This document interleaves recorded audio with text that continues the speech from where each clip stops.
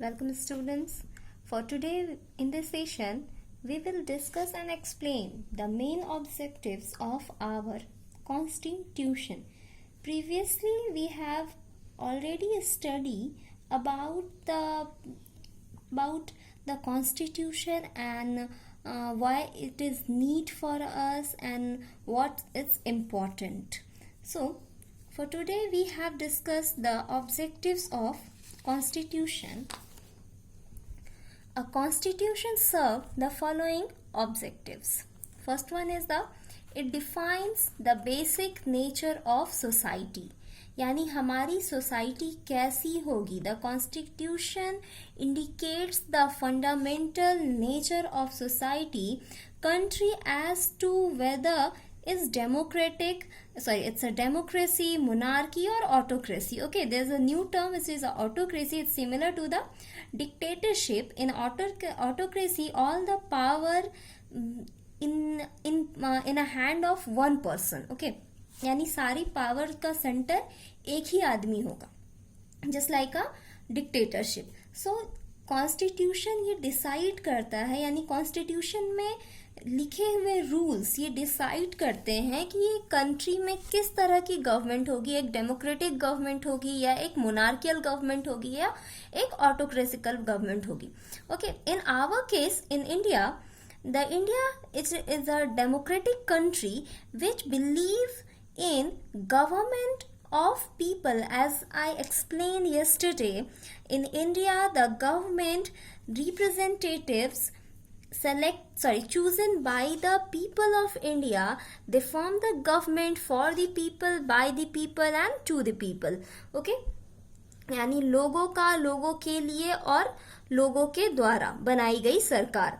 So we fought long against the British. अब इस democracy को अचीव करने के लिए हमने बहुत लंबी लड़ाई लड़ी है in against the Britishers, who was the dictator of India before 1947.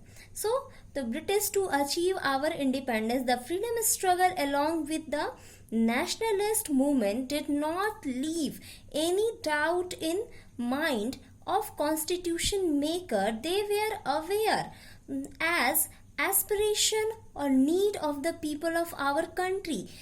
During the freedom struggle, जो हमारे nationalist movement के leaders थे, उन्हें कोई शक नहीं था कि उन्हें कैसा कॉन्स्टिट्यूशन चाहिए. इंडिया जैसी डाइवर्स और बड़ी कंट्री को किस तरह की कॉन्स्टिट्यूशन चाहिए, कैसे यहाँ के लोगों का डेवलपमेंट हो पाएगा.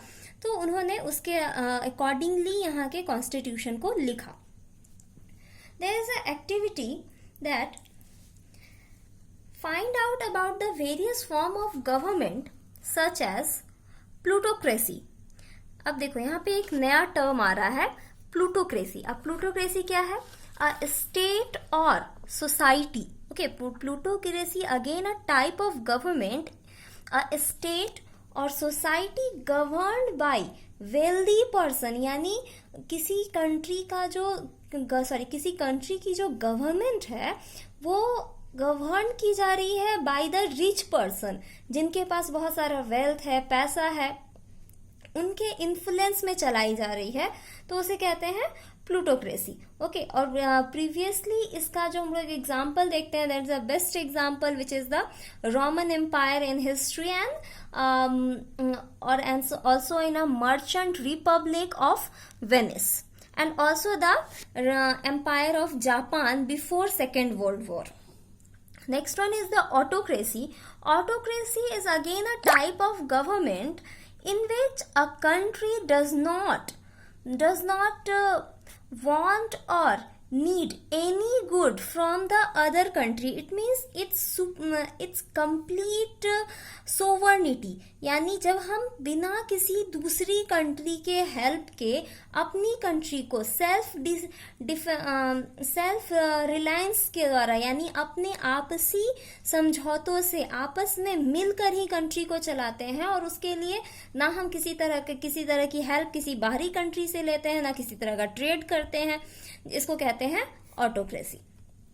Next one is the anarchy. Anarchy is again a situation, is not a type of government. It's a situation when the people do not obey the rule and laws. This situation is known as the anarchy, and at the time of anarchy there is no government in a country. यानी जब anarchy हो जाएगी, जब कोई rule follow ही नहीं करेगा, जब constitution मानेंगे ही नहीं, तो वहां पे कोई भी गवर्नमेंट एज यूजुअल नहीं होगी. Okay, next one is the how does the monarchy differ from the dictatorship? As we know that in monarchy, the supreme of power, which is king or queen, they run the government with the help of their ministers. Okay, and in a dictatorship, it's complete power in a hand of one person as they want to do. यानी वो जो चाहे वो कर सकता है.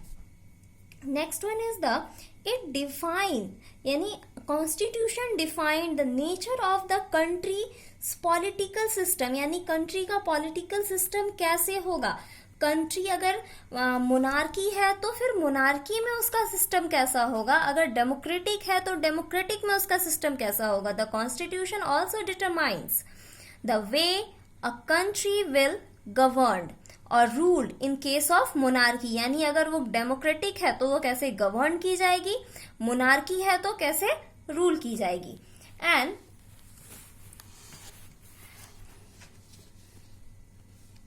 monarchy prevailed in most of the part of India. In previously in ancient time, monarchy prevailed in all part of the India when the king ruling with the help of their councils of minister.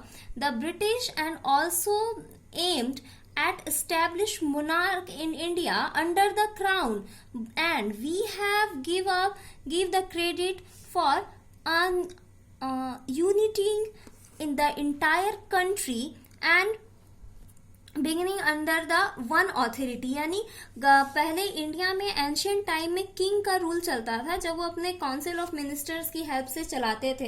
And after coming the Britishers in India, Britishers has also aim to establish a monarchy just like a Britain in under the crown. Okay, crown means queen, यानी Britain की queen के अंदर में India को लाने की कोशिश की गई.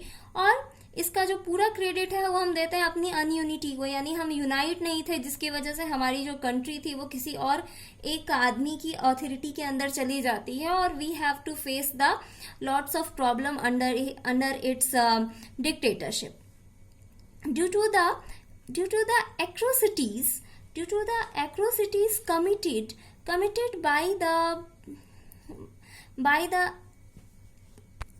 by the British and curtailment of the citizen basic right under their governance. Okay, due to the atrocities यानी अत्याचार, यानी ब्रिटिशर्स के आने के बाद जब उन्होंने इंडियंस पे जो अत्याचार करना स्टार्ट किया, दे कमिटेड द एट्रोसिटीज, यानी उन्होंने लोगों पे अत्याचार करना स्टार्ट कर दिया.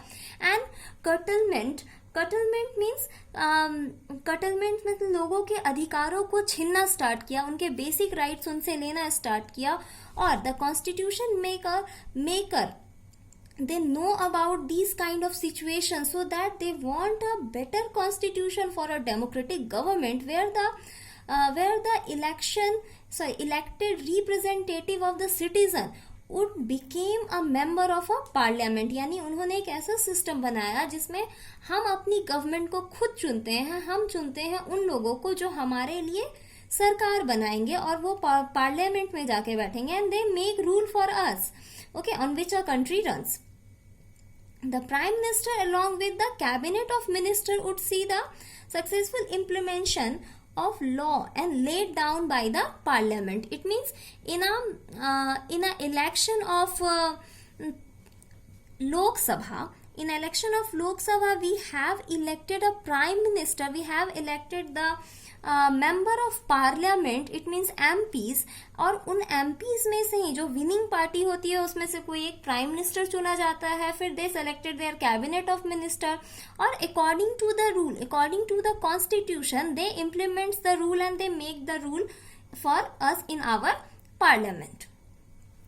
सो there is also a image of our very important and crucial part of the constitution which known as the preamble.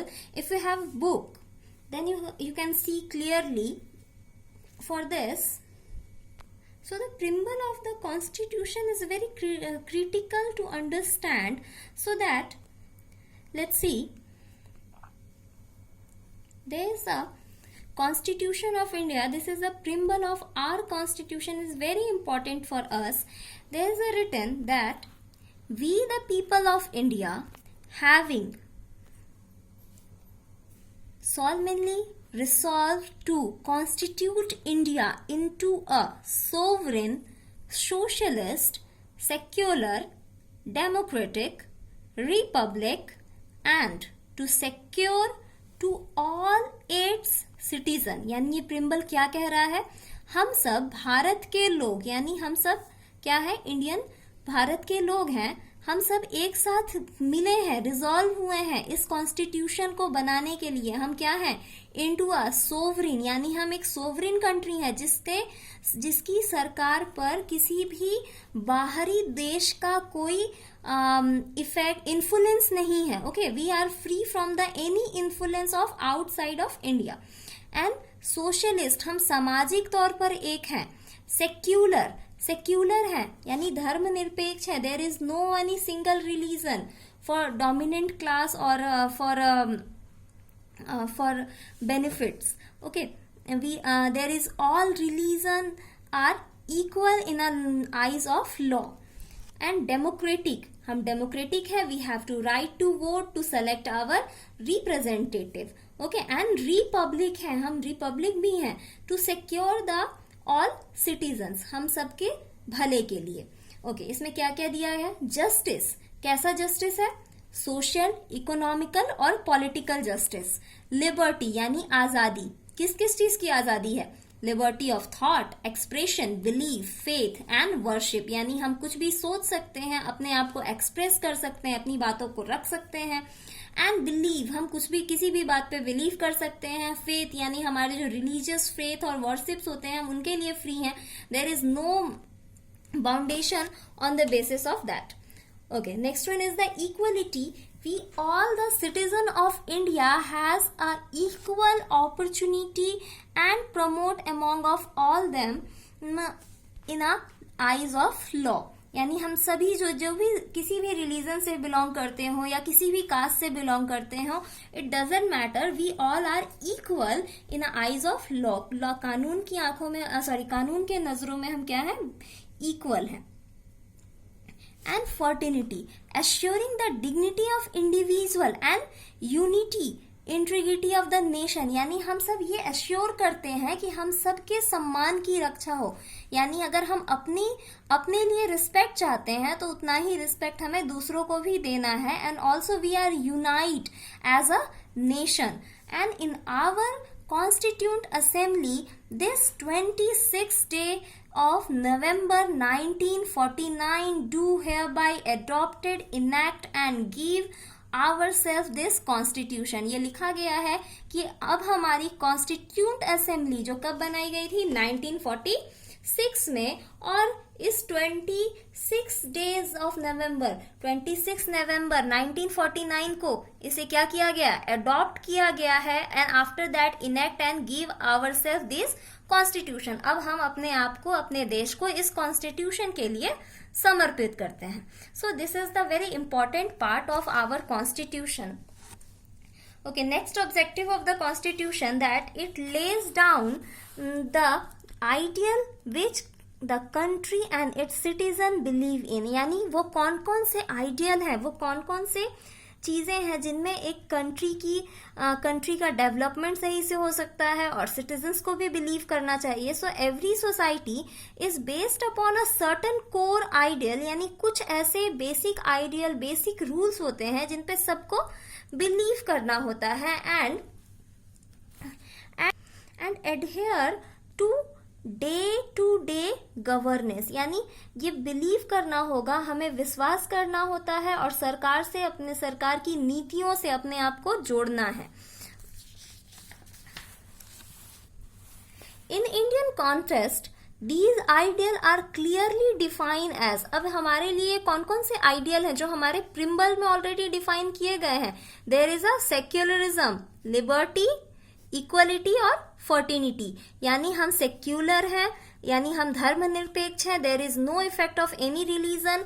हम हर इंडिया में एवरी रिलीजन यानी हर धर्म को बराबरी का मौका दिया जाता है, यहाँ पे कोई ऑफिशियल रिलीजन नहीं है। ओके, एंड लिबर्टी, आजादी है एक्सप्रेशन की, थॉट की, विचारों की, उसके अलावा रिलीजन की।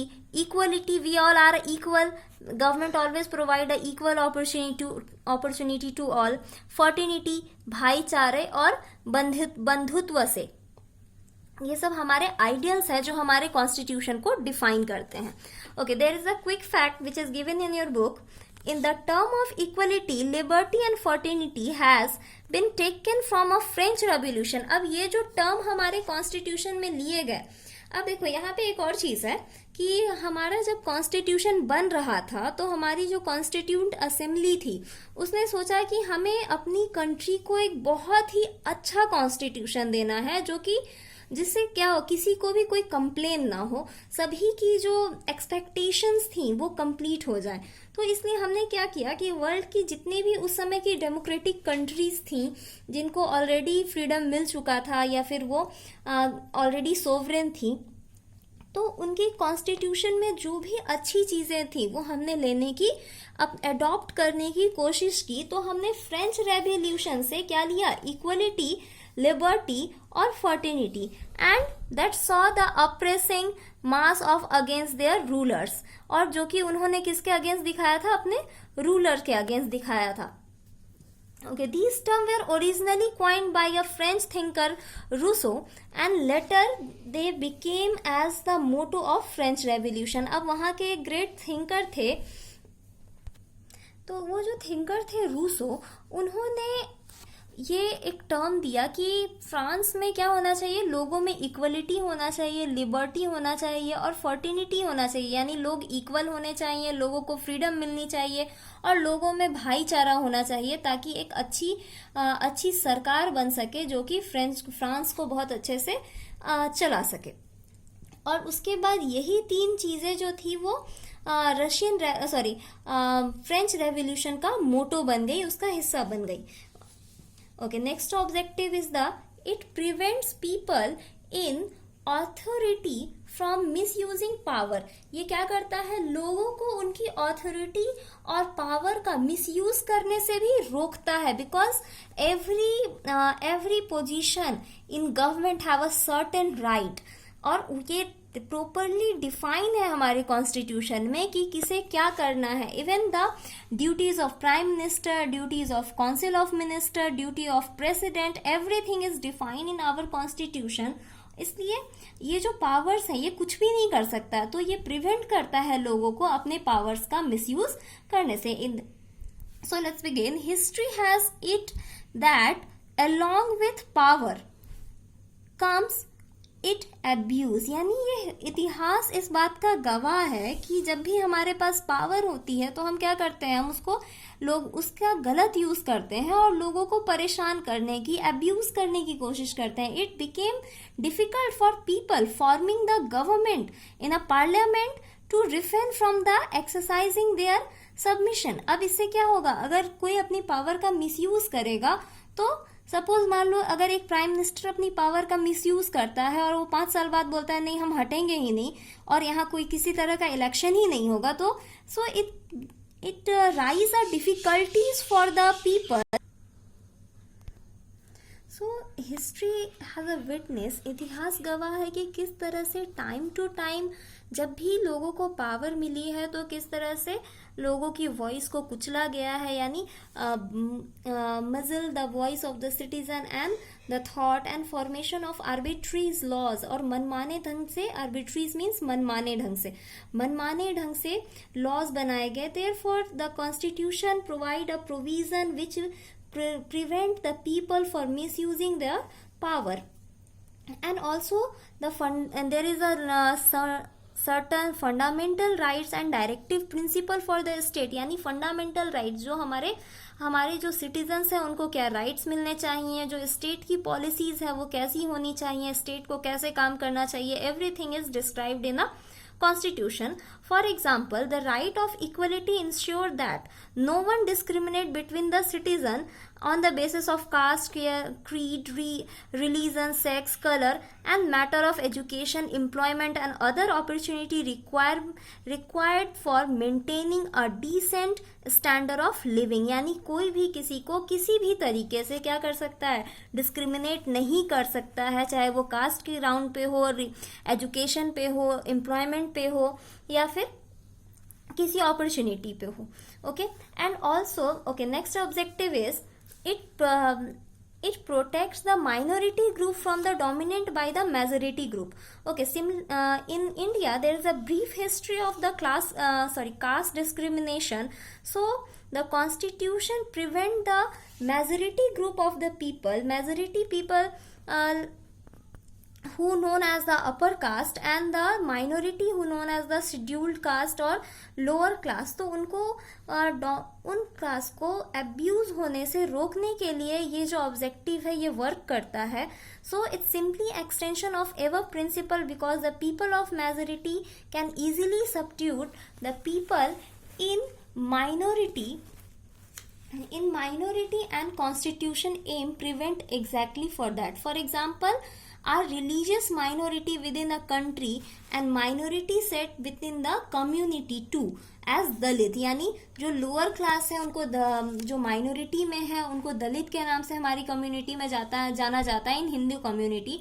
सो there is a special provision made in constitution which safeguard the right in a matter of voting, education and employment. इन सारी चीजों पे बनाया गया ताकि जो मेजोरिटी ग्रुप है वो किसी भी तरह से माइनॉरिटी पे जो डोमिनेंट है वो ना हो सके. Okay, last objective is it uphold the common interest of the nation as whole. यानी सभी पूरे देश का जो इंटरेस्ट है वो एक ही होना चाहिए, वो अलग अलग मोटिव नहीं होना चाहिए. So there are 22 language in the country, more than 7 dominant religion. Okay, in India, as big as country as India, there is a 22 languages. There is no any national language in a country. So more than 7 or also the more than 7 dominant religions. Various caste and religious communities there, and there is so much diversity that maintaining unity under these circumstances is a daunting task, made possible only through upholding the common interest of nation. India जैसी country जो कि इतनी diverse है, जहाँ इतने सारे languages बोलने वाले लोग, रिलीजन के लोग, अलग अलग कम्युनिटी के लोग सब एक साथ रहते हैं, ये इसलिए पॉसिबल है सो दैट ये हमारा जो कॉन्स्टिट्यूशन है ये हमें क्या करता है, एक दूसरे से जोड़े रखता है with the common interest in the of the nation as against the individual communal interest. और ये क्या करता है, ये प्रिवेंट करता है लोगों को उनकी कम्युनल इंटरेस्ट को प्रमोट करने से. People of different religion may want the language of their religion became official language two of the country. However doing so would not be fair to other citizen of the country. अब क्या है कि हर state के लोग चाहेंगे कि उनका जो लैंग्वेज है, suppose Kerala has a Malayalam, Karnataka has a Kannada, Tamil Nadu has a Tamil, तो सभी लोग चाहेंगे कि उनका जो लैंग्वेज है वो इंडिया का नेशनल लैंग्वेज बन जाए. लेकिन ऐसा करने से बाकी जो सिटीजन्स हैं उनके साथ ये काफी अनफेयर हो जाएगा. So that the constitution has no any single official language. There is 22 languages which is uphold the common interest of the nation as whole. Okay, for today's homework you have to draw and write the preamble of constitution in your copy. Okay.